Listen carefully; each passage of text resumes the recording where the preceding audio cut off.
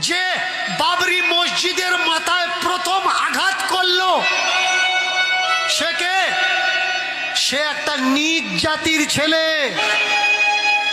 দেখে নেবেন ইন্টারনেটে এভিডেন্স খুলে, বাবরি মসজিদের চূড়াতে যে প্রথম আঘাত করেছে ও একটা নীচ জাতির ছেলে। যারা বাবরি মসজিদকে ভাঙতে গিয়েছিল বেশিরভাগ নিচু সম্প্রদায়ের মানুষ। কিন্তু মসজিদ ভেঙে যখন রাম মন্দির তৈরি হচ্ছে, ওই রাম মন্দিরে পূজা কে করবে? কখনো ভেবেছেন? সে কিন্তু নিজ জাতের মানুষ নয়। কোটি কোটি টাকা দিয়ে রাম মন্দির তৈরি হলো, ভালো জিনিস। একটা রাম মন্দির কেন, কার্তিক মন্দির, গণেশ মন্দির তৈরি হোক, কিন্তু আপনার রাজ্যের চটকলগুলো বন্ধ হয়ে গেল, যেখানে গরিব শ্রমিকরা কাজ করছিল। কোটি কোটি টাকা দিয়ে রাম মন্দির তৈরি হলো, কিন্তু সরকারের বড় একটা প্রকল্প বিএসএনএল প্রকল্প, টেলিকম যোগাযোগ, সেই বিএসএনএল নষ্ট হতে বসেছে।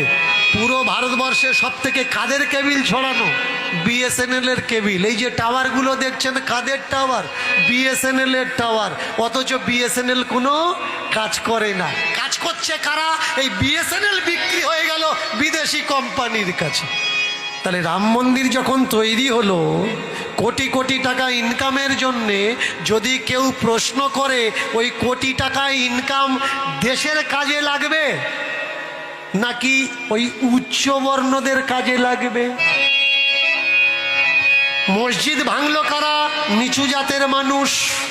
নোট করবেন, যদি একটাও অন্যায় কথা বলে থাকি বিচার করে বলবেন যে দীনকৃষ্ণ ঠাকুর আপনি অন্যায় কথা বলছেন।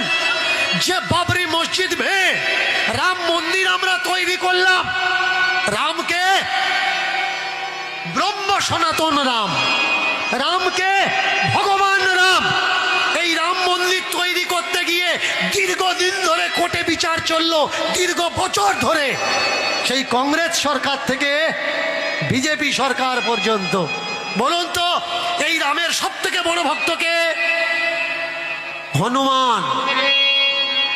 তাহলে ভগবান রামের মন্দির তৈরি করার জন্যে আপনি আমি আমরা সাধারণ মানুষরা কোর্টের চক্কর লাগাচ্ছি, জজ সাহেব অনুমতি দাও আমরা রাম মন্দির তৈরি করব।